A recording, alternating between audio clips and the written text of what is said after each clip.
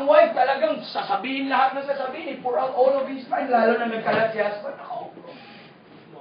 Tapos, nag-aaral yung husband or nagtatrabaho kung anong ginagawa. Wrong timing. Nag-aaway tuloy. Puro high blood. Wala sa sober mind. Sometimes, tahimik ka. Sabihin mo lang, Missy, patay ka sa akin mamaya. I'm saying, it's, bago tayo mag-respond, mga kapatid, para hindi po natin makurap ang ating communication, let's make sure, let's wait. There is always a time to speak. Then, by all means, pagsalita ka. Amen. Isipin mo muna. Make sure na tama ang sinasabi mo.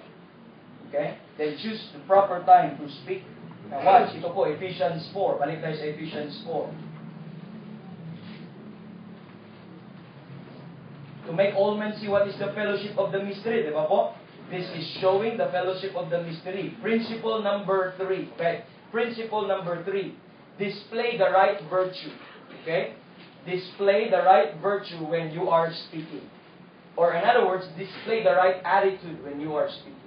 Okay, inisip mo na. Okay? Ang ano sasabihin mo? Pinili mo na kung anong proper time. Ando na tayo. Praise the Lord. Amen. Ang next nito, ano ba ang heart ko? Bakit ko sasabihin? Ano bang purpose ko? Ano bang point ko?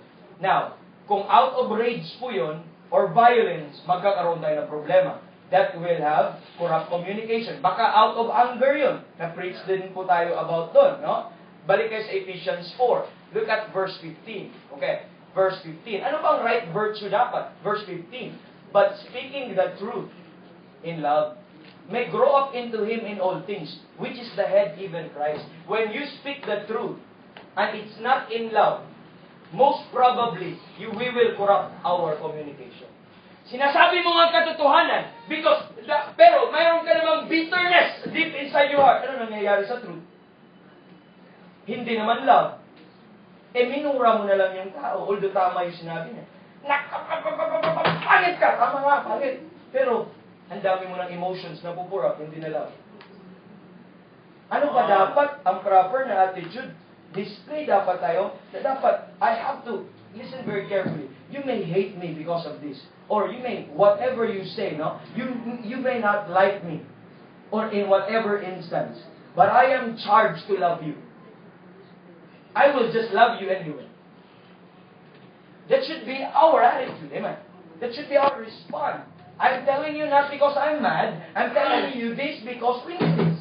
Amen. I need this. Amen. Look at verse number 25. Chapter 4, verse number 25. Dapat in love. Amen. Ano sabi sa 25? Wherefore, putting away lying. Ano po? Speak every truth with his neighbor.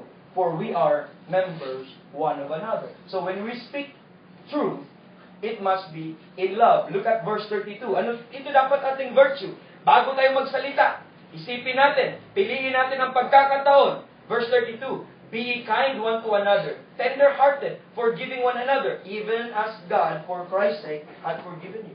So dapat tender-hearted. Dapat maayos yung puso natin bago po natin sabihin. Let's display the right virtue when you are speaking. Do not challenge him. Let's discuss. Let's talk about this. No, let's not do that. Let's display the right attitude or right virtue when we speak. Look at Galatians 6. Galatians 6.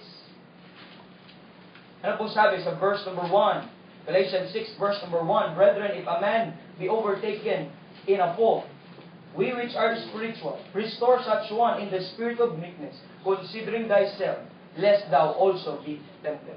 Let's restore such one. Anong espiritu dapat natin? Meekness. Hello? Enraged po ba? Or nagdi-display tayo ng meekness? We should have that right attitude. 2 Timothy. 2 Timothy. Ano pong sabi sa 2 Timothy? Chapter number 2. Okay? 2 Timothy chapter number 2. Look at verse number 25.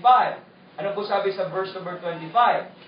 In meekness, instructing those that oppose themselves. Meron talagang mga tao nagko-contradict sa kanilang sarili.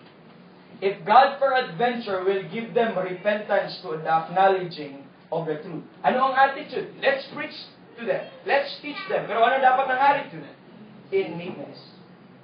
That should we will display, or else sayang yung truth na tinuturo natin. Baka makukurap lang natin. Hello? Hindi na insincerity. Look at ano ngayon napag-aralan po natin sa 2 Corinthians. You don't have to go there. Chapter 2 verse 17. For we are not as many which corrupt the word of God, but as of sincerity, but as of God, in the sight of God, speak we in Christ. Paano tayo? In sincerity. We may sound na ganito, no? But ang ating point is dapat tama yung puso natin, dapat tama yung attitude po natin na di-display. Sayang, baka makukurap lang po natin ang truth, ang fruit dahil po sa atin pong communication. Look at Titus chapter number 3. Titus chapter number 3. Ano pong sabi?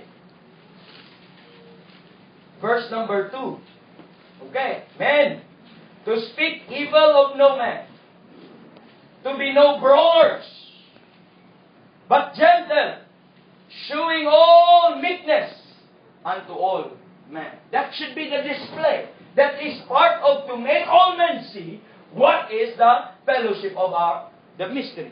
I therefore beseech you, let no corrupt communication proceed out of your mouth, but the which is good to the use of edifying. Amen. Now next, number 4. Principle number 4, it must be edifying, not destructive. It must be edifying, not destructive. Kung sa term pa ito ng mundo, dapat constructive. Okay? Ang Bible term, dapat edifying. Look at chapter 4. Balik po kayo sa Timothy, sa Ephesians. Chapter 4. Every time we speak, let's make sure it must be edifying, not destructive. Okay, not destructing or nagdi-destroy ng iba. Look at chapter number 4. Look at verse 29. Let no corrupt communication proceed out of your mouth, but the which is good to the use of edifying. So it should build up.